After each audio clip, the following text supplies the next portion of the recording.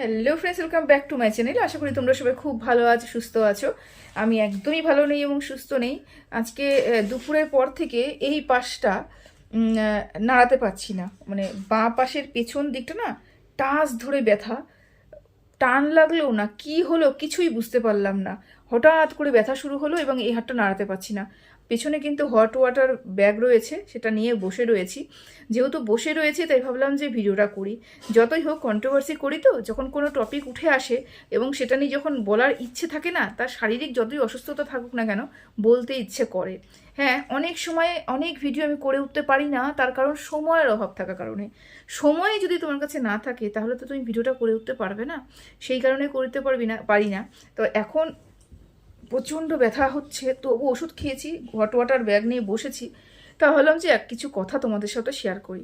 কিছুক্ষণ আগে সুতোপার একটা ভিডিও দেখেছি, যেখানে সুতোপা মারিয়ার প্রেগনেন্সি নিয়ে কথা বলেছে। এবং স্বাভাবিক ব্যাপার, মারিয়ার প্রেগনেন্সি নিয়ে যখন কথা বলেছে তাহলে সুতোপার প্রেগনেন্সি নিয়েও কথাটা উঠে আসবে, ঠিক আছে? আচ্ছা, এখানে ব্যাপারটা কি হয়েছে বলো তো? ব্যাপারটা হয়েছে যে আমরা কন্ট্রোভার্সি করব কি করব না সেটা পরে ব্যাপার। ব্যাপারটা হচ্ছে আমরা অ্যান্টি সুতপা, এবং যেটাকে ও হ্যাঁ বলবে সেটাকে আমরা না করব, এবং যেটাকে ওরা না করবে সেটাকে আমি হ্যাঁ বলবো। এটাই হচ্ছে আমাদের রুলস হয়ে দাঁড়িয়ে এসেছে। এখন তোমাদের মনে হতেই পারে যে যে আমি ওকে ঢাকার জন্য, ওকে ক্লিয়ার করার জন্য, বা ও কি বলেছে সেটাকে তোমাদের সামনে আরও সুন্দর করে বিস্তারিত আলোচনা করার জন্য হয়তো এসেছি, বা কোনো না কোনো জায়গা থেকে সবাই সুতপাকে নিয়ে নোংরা কথা বলছে, সেটাকে আমি ঢাকার, সুতপাকে প্রোটেক্ট করার জন্য এসেছি। একদমই সেটা নয়। কারণ আমার মনে হয়নি যে সুতপা এমন কোনো কথা বলেছে যেটাকে নিয়ে আমার বিস্তারিত আলোচনা করার রয়েছে। মানে খারাপ কথা বলেছে, মনে হয়নি যে সুতপা এমন কোনো খারাপ কথা বলেছে। তারপরেও সুতপাকে নিয়ে অনেক কজনই ভিডিও করেছে, এবং যে দিদিভাই একটা ভিডিও করেছে সেই দিদিভাইয়ের ভিডিও আমি কিছুক্ষণ আগে দেখলাম। এবং সেই দিদিভাইয়ের ভিডিও দেখে আমি একটু অবাকই হলাম।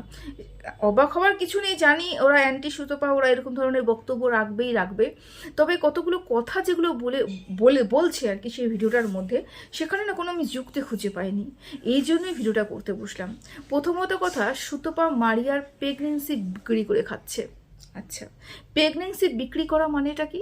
মানে হচ্ছে মারিয়া যে প্রেগনেন্ট সেটাকে নিয়ে কথা বলা হচ্ছে প্রেগনেন্সি বিক্রি করা, তাই তো?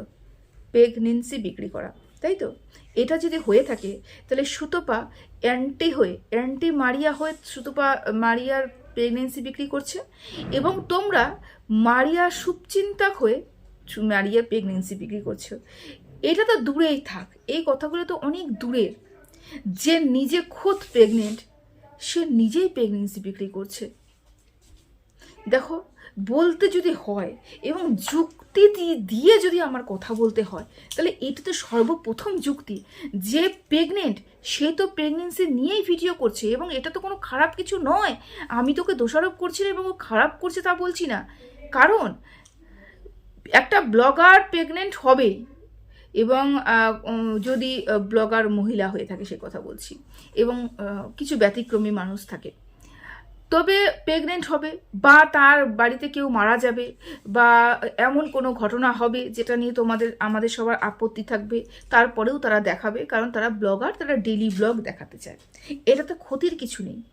যদি মারিয়া নিজেই তার প্রেগনেন্সি বিক্রি করে থাকে, যদি প্রেগনেন্ট নিয়ে, গর্ভাবস্থা নিয়ে কথা বলা মানেই প্রেগনেন্সি বিক্রি করা, তাহলে সর্বপ্রথম প্রেগনেন্সি বিক্রি করছে মারিয়া খুদ।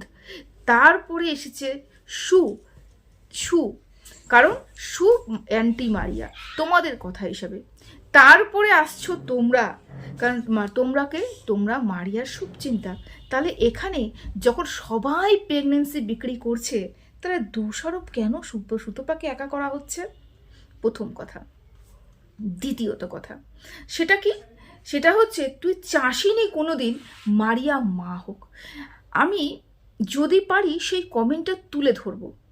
ও মুখে হয়তো সেরকম করে কোনোদিনও বোঝাতে পারিনি, তবে ওই কমেন্টটার মধ্যে অনেক কিছু লেখা ছিল। হ্যাঁ, সুতপা যখন মারিয়াকে নিয়ে প্রচুর পরিমাণে ভিডিও করছিল, এবং যেটা আমার কোনো জায়গায় খারাপ লেগেছিল সেইটা নিয়ে আমি প্রতিবাদ করেছিলাম, এবং সেটা নিয়ে আজও বলি যে কোনো জায়গায় মারিয়াকে নিয়ে ভিডিও করা আমার ভীষণ খারাপ লেগেছে, এবং সেটা আমি সুতপার বিরোধী হয়ে আমি ভিডিওটা করেছিলাম।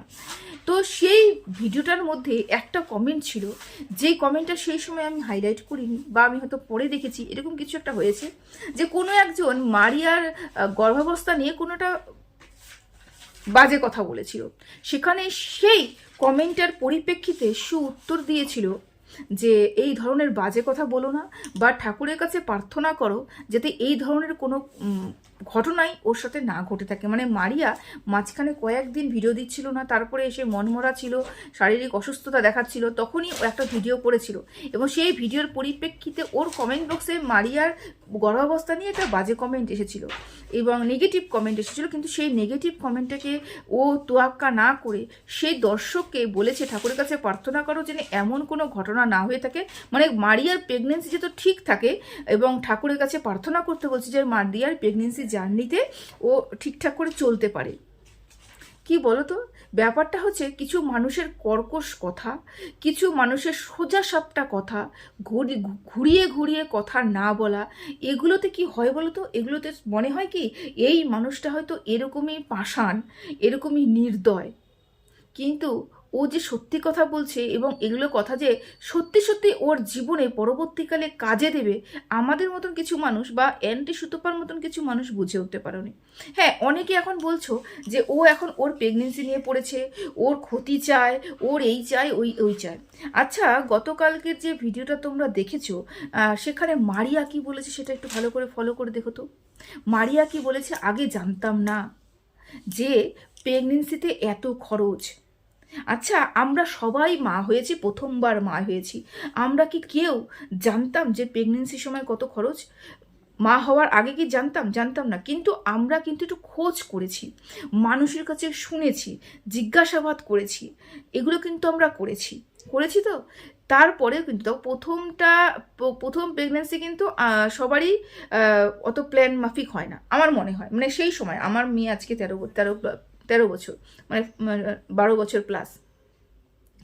তো সেই সময় আমরা কিন্তু সেরকম করে কোনো এই প্ল্যানিং করতে হবে, ওই করতে হবে, সেই করতে হবে, এরকম কিছু না। সবার কিন্তু প্রেগনেন্সির সময় ওরকম এসে যায়, কোনো সময় প্ল্যানিং করা হয়, কোনো সময় এসে যায়, এটা ব্যাপার। কিন্তু আমরা কিন্তু কেউই যখন মা হয়েছি কেউ কিন্তু এই ব্যাপারটা জানতাম না যে এত খরচ, অত খরচ, তত খরচ। যখন নিয়েছি তারপরে কিন্তু জেনেছি খরচ, এবং খরচটা জানার পরে কিন্তু আমাদের মানে মাথার পরে বাজ পড়ার মতন অবস্থা যে সত্যি সত্যি এত খরচ একটা বাচ্চার পেছনে, তাই না? তখনকার কথা বলছি। কিন্তু এখন দেখো তো, এখন যখন ইন্টারনেট এত বেশি সক্রিয়, তখন আজকালকার মেয়েরা, ও তো বেশি বয়স নয়, আজকালকার মেয়েরা যখনই কোনো পদক্ষেপ উঠায় সেটা অনেক চিন্তা ভাবনা করে ওঠায়, তাই তো? এবার মারিয়ার উচিত ছিল একটু চিন্তা ভাবনা করা। আবারও বলছি, যারা বলছো যে মারিয়া বলেছে যে সুতপা বলেছে যে সুতপা চায় বাচ্চাটা যাতে ঠাকুরের আমি বলতে চাচ্ছি না কি বলছো তোমরা নিজেরাই কি বলছো তোমরা ভালো মতো নিজেরাই জানো, যেটা আমি বলে উঠতে পারছি না। তবে এই কথাটা আমি বলছি কি, যে যদি এই কথাটাই হতো তাহলে সুতপা কিন্তু ভিডিও শুরুতেই বলতো না জন্ম মৃত্যু বিয়ে 3 বিধাতাকে নিয়ে। আমরা জানি বিধাতার এই 3টা লেখন, যার যখন জন্ম হওয়ার তখন সে পৃথিবীতে আসবেই, জন্মগ্রহণ করবেই, যার সাথে বিয়ে হওয়ার তার সাথেই বিয়ে হবে, এবং যার যখন মৃত্যু তখনই তার মৃত্যু হবে। এই 3টাকে আমরা কেউ খণ্ডাতে পারি না, তাই তো? বারবার করে কিন্তু এটাকে হাইলাইট করছে জন্ম মৃত্যু বিয়ে। তার মানে যেই বাচ্চাটা এই পৃথিবীতে ভূমিষ্ঠ হওয়ার সময় আসবে সেই বাচ্চাটা এখানে ভূমিষ্ঠ হবে, সেখানে আমার আর তোমার কিছু হাত থাকে না। তারপরেও কিন্তু আমাদের একটু সেফটি মেনটেন করতে হয়। আমরা যদি সত্যি সত্যি একটুখানি বুঝে চলতে পারতাম, বুঝতেই পারছো, আমরা যদি একটু বুঝে সামলে চলতে পারতাম, তাহলে কিন্তু এখন এই মুহূর্তে দাঁড়িয়ে না করেও 1 বছর বাদ দিয়েও কিন্তু আমরা প্ল্যানিংটা করতেই পারতাম। এবং যতটুকু আমি ওর ভিডিও থেকে শুনলাম, ওরা কোনো বুঝে শুনে চলেইনি, কেন ওরা চাইছিলই যে চলে আসুক, ওরা চাইছিল। এবং যখন আমরা স্বইচ্ছায় চাইবো, হাজব্যান্ড ওয়াইফ চাইবো যে চলে আসুক, তার জন্য আমাকে একটা প্রপার কি বলা যায় ওটাকে, মানে সচ্ছল অবস্থার মধ্যে থাকতে হবে। সচ্ছল মানে কি? সচ্ছল মানে এখনকার দিনে ওই বাড়িতে কিন্তু জন্ম হয় না, এবং যখনই প্রেগনেন্ট হয়, হওয়ার আগের থেকে কিন্তু ওষুধ চলে। মারিয়া খুদ বলেছে প্রেগনেন্ট হওয়ার আগের থেকে ওষুধ চলে, তারপরে হচ্ছে প্রসব হওয়ার সময়ও ওষুধ চলে, এবং প্রসবকালীন অবস্থাতেও ওষুধ চলে, এবং বাচ্চারও যতদিন ও বড় না হচ্ছে ততদিন ওষুধ চলবে, এবং বড় হলেও ওষুধ চলে। মানে ডাক্তার আমাদের লাগলোই লাগলো, আজীবনের জন্য ডাক্তার লাগলো, তাই তো? এই একটা আমাদের জানা উচিত, আমাদের বোঝা উচিত যে এতগুলো টাকা আমাদের খরচ করতে হবে, এত টাকা আমাদের খরচে লাগবে। তাহলে সেই হিসাবে আমরা প্রিপারেশনটা নেব। যে তার মানে যখনই ও প্রিপারেশনটা নিয়েছে, যখনই ওরা কোনো কিছু ইউজ করতো না, এবং ওরা চাইতো বাচ্চাটা চলে আসুক, তার মানে ওদের আর্থিকভাবে ওরা সবল, যে আসলে পরে আমরা ঠিক সামলে নিব, সবল তো। তাহলে যখন ওরা জানতোই এ আসলে পরে আমার খরচ আছে কিছুটা এবং সামলে নেব, তাহলে কেন গতকাল মারিয়া এসে তার ভিডিওতে এই ধরনের কথা বলতে শুরু করলো? যে আমি আগে জানতাম না এত ওষুধ, এবং ওষুধ 72 টাকার বদলে 50 টাকা করে নামিয়ে নিয়ে এসেছি। একটা 72 টাকার ওষুধ প্রচুর কস্টলি হয়ে যায় প্রতিদিন। কেন ওষুধে কম্প্রোমাইজ করা হচ্ছে? এবং এই যে অবস্থা থেকেই যে কম্প্রোমাইজটা হচ্ছে, এই কম্প্রোমাইজটা আরও দিনে বাড়বে। কিভাবে বাড়বে? এখন তো ওষুধ শুধুমাত্র পেটে বাচ্চা রয়েছে, সেই কারণে ওষুধ চলছে। এরপরে যখন আরও দিন যাবে ওষুধের পরিমাণ বাড়বে, টেস্টের পরিমাণ বাড়বে, বিভিন্ন ধরনের টেস্ট হয়, টেস্টের পরিমাণ বাড়বে। আর হচ্ছে তারপরে যখন প্রসব হবে, প্রসবকালীন নার্সিংহোমে একটা হিউজ অ্যামাউন্ট খরচ হয়। আজকের থেকে 5 বছর আগে আমার ছেলে হয়েছে, 5+ আমার ছেলে। আমার একটু শারীরিক অসুস্থতা ছিল, তখন আমার ছেলে যখন আমার গর্ভাবস্থায় ছিল, তখন আমার 10 দিন বাদে বাদে চেক আপে যেতে হতো। এবং সবাই জানো, যারা যারা শিলিগুড়িতে থাকো, একজন বড় নার্সিংহোম এবং একটা বড় ডাক্তার, যার কাছে গেলে পরে কেউ ফিরে আসে না, খালি হাতে কেউ ফিরে আসে না, এমন একটা ডাক্তার। বাইরের থেকে লোক এসে তাকে দেখান। এখন তার বয়স অনেকটাই হয়েছে। আমার মেয়েও সেই সময় তার আন্ডারে হয়েছিল, আমার ছেলেও তার আন্ডারে। ডক্টর জিবি দাস, তার নার্সিংহোম রামকৃষ্ণ মিশনে তার আন্ডারে হয়েছে, এবং 10 দিন বাদে বাদে আমাকে চেক আপে যেতে হতো। আমার ওই 9 মাসের পিরিয়ডে পুরো 2.25 লাখ টাকা খরচ হয়েছে শুধুমাত্র ডাক্তারের টেস্ট, ওষুধ এবং ট্রিটমেন্টের বাবদ। যদিও আমার একটুখানি ইনফেকশন ছিল, একটু সমস্যা ছিল, সেই কারণে মানলাম। আমার ইনফেকশন যদি না থাকতো তাও লাখখানিক টাকা, তারও বেশি খরচ হতো, 2.25 লাখ টাকার জায়গায় 1.5 লাখ টাকা খরচ হতো। তারপরেও নার্সিংহোমে যখন যেদিনকে ছেলে হলো, আমার হাজবেন্ড এই বিল পে করলো 70K, 70K। এটা হচ্ছে পে করা হলো। তার মানে আমরা বুঝতেই পারলাম যে একটা বাচ্চা শুধুমাত্র জন্মগ্রহণ করাতে আমাকে কত খরচ, তারপরে তার আনুষাঙ্গিক প্রচুর খরচ, কতদিন বাদে বাদে ডাক্তার দেখানো, চেক আপ করা, ওষুধপত্র নেওয়া, এবং রাত জাগা, দিনের পর দিন, রাতের পর রাত জাগা। আজকে পেটে ব্যথা হচ্ছে, নাকে ব্যথা হচ্ছে, কানে ব্যথা হচ্ছে, কিছুই বুঝতে পারছে না, ছোটো বাচ্চা কিছু বলছে না, এবং পেটে ব্যথা হচ্ছে। কিসের জন্য পেটে ব্যথা আদৌ কি হচ্ছে, কিসের জন্য কাঁদছে বুঝতেই পারছি না। এরকম অনেক সমস্যার, ছোটো ছোটো সমস্যার সম্মুখীন হতে হবে, এবং প্রতিটা ক্ষেত্রে হাতে টাকা রাখতে হবে, ছুটতে হবে ডাক্তারের কাছে। একটা বাচ্চা মানুষ করা মুখের কথা নয় তো। এবং যখনই আমরা বাচ্চা প্ল্যান করব, যেটা আনপ্ল্যান্ড, যেটা ওদের কাছে হয়েছে সেটা ঠিক আছে, এবং তাহলে সে কথাটা বলতেই পারতো, যে তাহলে এই কথাটা ওর বলা উচিতই হয়নি, বলতে পারতো না, এই কথাটা বলা উচিতই হয় না, এত খরচ আমি তো বুঝতে পারিনি। আমরা যারা এখন ইন্টারনেট ঘাঁটি তারা আমরা জানি কিন্তু কত খরচ হতে পারে। তাহলে ওর মতন মানুষ যে ব্লগার এবং যে ব্লগিং করছে, যে সারাদিন ধরে ইন্টারনেট ঘাঁটছে, সে জানে না যে একটা বাচ্চা আসলে পরে কতটা খরচ। এবং এটা যদি কেউ চোখে আঙ্গুল দিয়ে দেখিয়ে দেয়, খুব খারাপ কাজ করেছে।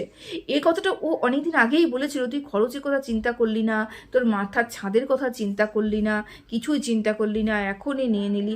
ঠিক আছে, জন্মমৃত্যু বিয়ে 3 বিধাতাকে নিয়ে এই কথা বললো। তো এটা কি খুব খারাপ কাজ করে ফেলেছে? খুব ভালো কাজ করে ফেলেছে। যারা তোমরা অ্যান্টি সুতপা, তারা তোমরা নিজেরাই বলো তো, আজকে তোমাদের ঘরেও ছেলে মেয়ে রয়েছে, আমার ঘরেও ছেলে মেয়ে রয়েছে, এবং মনে করো আমার মানে মেয়ে জামাই, যে ছোট আমার মেয়ে, তবু আমি আমার দিকে তুলনা করব, যদি কিছুই না করে, কোনো ইনকাম সোর্সই না থাকে, কোনো ইনকামই না থাকে, তাহলে ওকে ও কোন ভরসায় একটা সন্তান জন্ম দেবে? আমার মেয়ে কোন ভরসায় জন্ম দেবে? বা আমার ছেলে যদি কোনোদিন ইনকামই না করতে পারে, বা কিছু না করতে পারে, তাহলে আমার বৌমা কোন বয়সে একটা সন্তান জন্ম দেবে? আগে আমাদের ভিতটা পাকা করতে হবে। ভিত, একটা সন্তান আসা মানে তার দায়িত্বটা আমাদের উপরে নিয়ে আসা। তাদের দায়িত্ব তাদের ভালোভাবে মানুষ করা, তাদের ভালো এডুকেশন দেওয়া, তাদেরকে বলে না লাক্সারি লাইফ কি, যে যেরকমভাবে থাকছে সে তার মধ্যে থেকে লাক্সারি লাইফ দেওয়ার চেষ্টা করি আমরা আমার সন্তানদেরকে। তো এগুলো করা একটা মামুলি ব্যাপার নয় তো। এবং আমরা হিমশিম খেয়ে যাই দুটো বাচ্চা এবং দুটো সবাইকে নিয়ে, পরিবারকে নিয়ে সব কিছু সামলে চলা, হিমশিম খেয়ে যাই। তারপরেও যে এসেছে তাকে স্বাগত জানাচ্ছি, অবশ্যই সুস্বাগতম। কিন্তু যে এই কথাটা বলেছিল, মানে সুতোপাতা বহুদিন আগে বলেছিল এই করেছিস তো প্রচুর টাকার সমস্যার সম্মুখীন হতে হবে, আরও তো প্রচুর খরচ বাকি রয়েছে, আরও এই বাকি রয়েছে, আর ওই বাকি রয়েছে, তখন সবাই মিলে সুতোপাকে ঘিরে ধরেছো। আজকেও সবাই সুতোপাকে ঘিরে ধরেছো। কিন্তু এতটুকু বুঝতে পারছো না যে তুমি বললেই আর সুতোপা বললেই ওর সমস্যার সমাধান হবে না। তুমি যদি বলো যে সুতোপা বলেছে বলে সুতোপাকে তুমি অ্যাটাক করো মারিয়ার হয়ে, তাহলে মারিয়াকে গর্ভাবস্থা বিক্রি তুমিও করছো, 1 নম্বর কথা। আর 2 নম্বর কথা, ওই পরিস্থিতি থেকে মারিয়া বেরোতে পারবে না, ওই কষ্টটার থেকে মারিয়া বেরোতে পারবে না। মারিয়া যেই কষ্ট পড়েছে আগামী 5 বছর সেই কষ্টেই থাকবে। হ্যাঁ, যখন বাচ্চা হয়তো আসার পরেও হয়তো ভিউজটা একটু গেন হবে, একটু বেশি হবে, তবে একটা বাচ্চা এবং গোটা সংসারটা ওই মারিয়ার ব্লগের মাধ্যমেই কিন্তু চলবে। অবশ্যই পম্পম দ্বারা পম্পম ইনকাম করুক, দায়িত্ব আসুক, সব কিছুই করুক। ওর এটা নিয়ে আমি সবসময় যেন প্রার্থনা করি সবাই ভালো থাকুক, সবাই সুস্থ থাকুক। কিন্তু এটা তো বাস্তব কথা। বাস্তব কথা কেন তোমরা মেনে নিতে পারো না বলো তো? সত্যি সবসময় উলঙ্গই হয়, আর মিথ্যে সবসময় ঢাকা থাকে। বুঝতে পেরেছ? ওষুধ শুধু নয়, বাচ্চার ছোট থেকে ছোট জরুরত কখন কি আসবে আমরা জানি না, তার জন্য তৈরি থাকতে হবে। আর যখন মারিয়ার উপরে নির্ভর সব কিছু হচ্ছে, ঠাকুর না করুক এমন কোনো সমস্যা আসুক যখন মারিয়ার পেমেন্ট ঢুকেনি, সেদিনকা কি হবে? তাহলে কি পেমেন্টের অপেক্ষায় বসে থাকবে যে কবে পেমেন্ট পাবে তারপরেই মারিয়ার ডাক্তার দেখানো হবে বা বাচ্চাটা ডাক্তার দেখানো হবে? অনেক চিন্তা করার বিষয় রয়েছে। এবং বললাম না, সত্যি দেখিয়ে দিচ্ছে বলে তোমাদের আজকে মনে হচ্ছে ও খারাপ কথা বলছে। অন্তর্নিহিত অর্থ যদি বুঝতে, তাহলে আজকে তোমরা অ্যান্টি হতে না। অন্তর্নিহিত অর্থই বোঝনি তোমরা কোনোদিনও, যে ও যেটা বলছে এটা তো সত্যি কথা বলছে। সন্তান তো তোমাদের বাড়িতেও আছে, আমার বাড়িতেও রয়েছে, তারাও কোনোদিন মা বাবা হবে। সত্যি সত্যি কি চাইবে তোমার নাতি নাতনি, আমার নাতি নাতনি এসে সাফার করুক? না, আগে আমার ছেলে মেয়ে পায়ের উপর দাঁড়াক, ভিত শক্ত করুক, মজবুত করুক, তারপরে আসুক, তাই না? তো চলো, এতটুকুই বলার ছিল। সবাই ভালো থেকো, সুস্থ থেকো, টাটা।